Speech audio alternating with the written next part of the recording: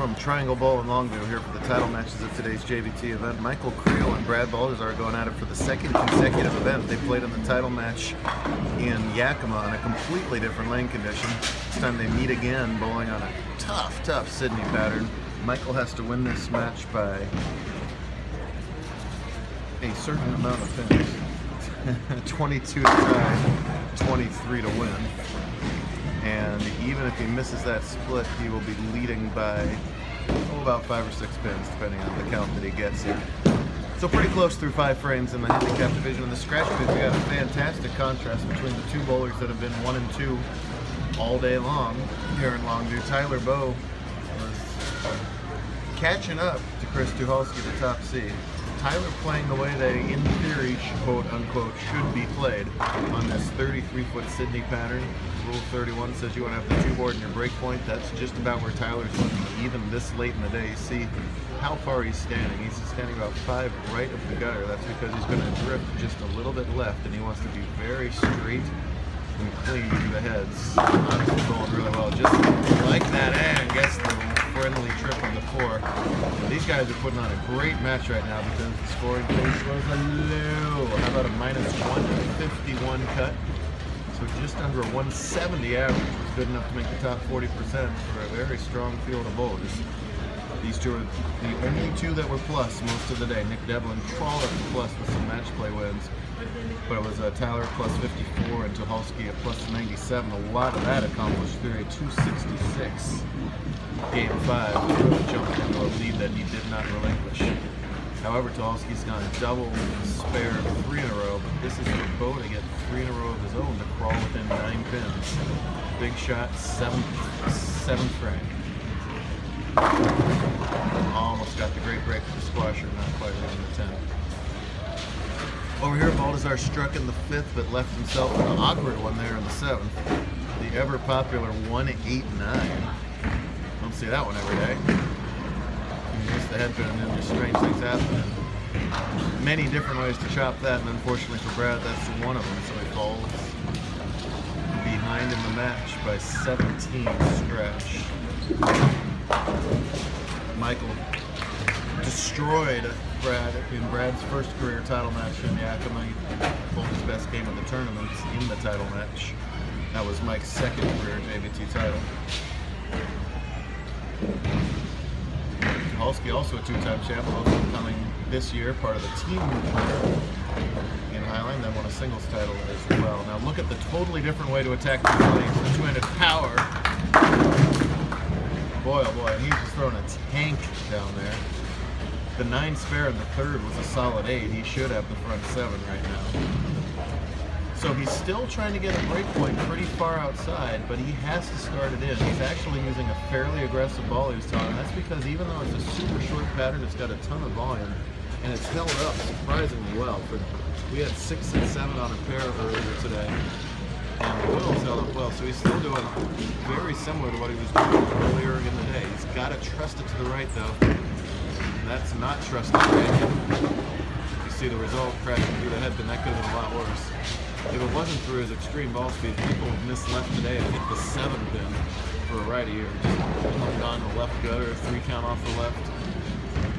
And if you don't catch it all when you pitch it to the right, so far, you can easily go into the right gutter. Tyler's thrown a bunch of right-hand gutter balls today. So, treacherous pattern.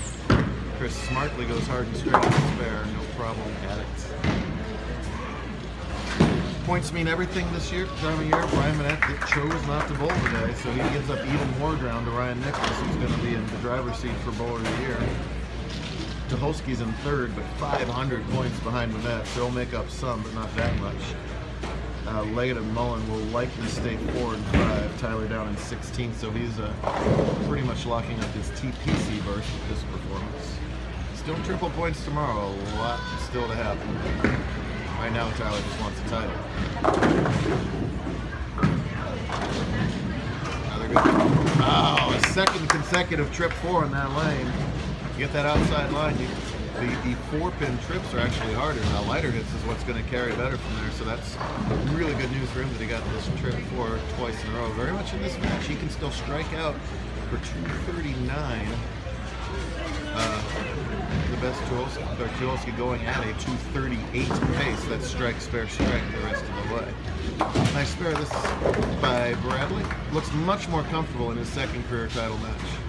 He hit in the first one. This is obviously the key shot of the match here for Tyler. Figure out how to hit this left-hand line.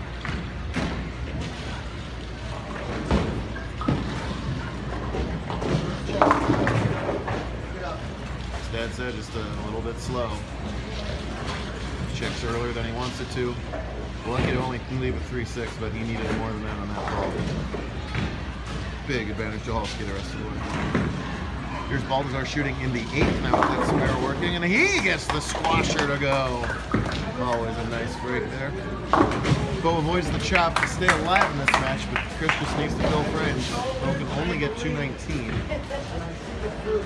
Even with an open, Chris should be in the 220s unless it's a disaster count.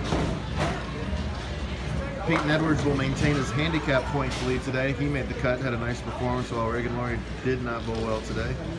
Bailey Peters right behind made the cut. Holden did not bowl well. Madison did make the cut.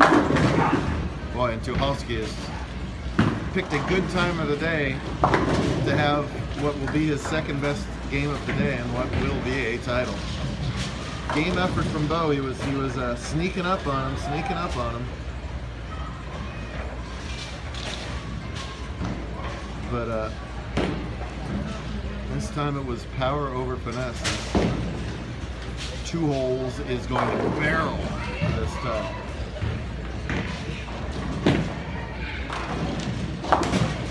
Nice job of the spare from Creel. I haven't talked about him that much, going for back-to-back titles. Be 3 for his career. Wow, just ball speed overpowering the pattern right now. Saw, fam. Thank you. I'm so unhappy that I just said that on camera. But oh well. On camera too. I can't believe that ball actually held pocket to the left.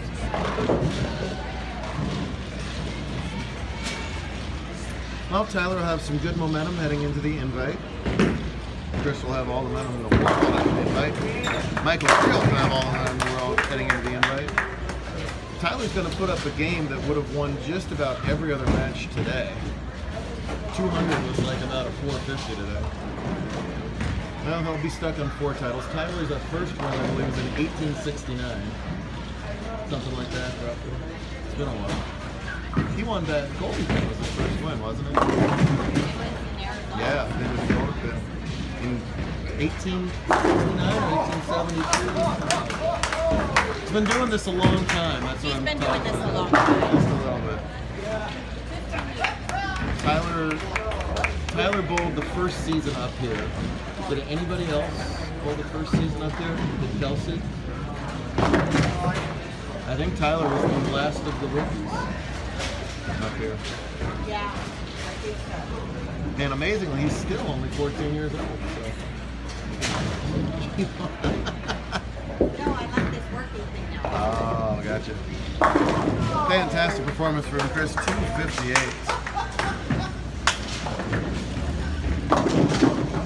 Well, 1-2 all day. They're going to finish in the same spot. A more than respectable 204 from Bo.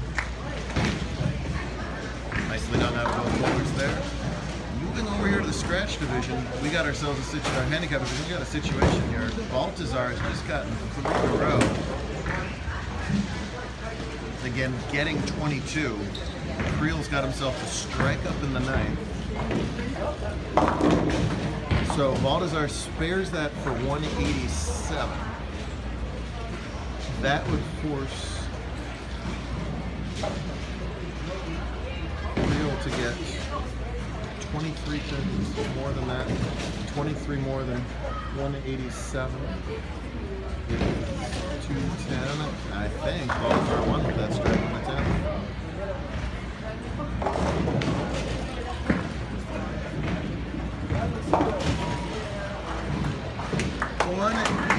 186 scratch is a heck of a game from Bradley. That's 227. Creel can get 205 plus 19 for 224. That's it. Brad's your winner. Well, we all need to know, when is the tiebreaker match going to be? last month he wins, this month he wins. We got one more tournament to go. Maybe they'll settle the score at the Invitational and split up $1,500. Who knows? Will somebody besides Balthazar and Creel make the title match? Who knows? Will she make the title match? Maybe. Will you make the title match? Look at her. She'll watch. That was your first career JBT camera time right there, whether you like it or not. Right when I'm like, Well, came out from Creel, but Brad Balthazar, welcome to the JBT winner circle. Two good guys there. Another handshake. Each put a little $5 on the side. A high five from them. Good stuff here at Triangle. Great competition. Let's do it for the big bucks tomorrow. Invitational time.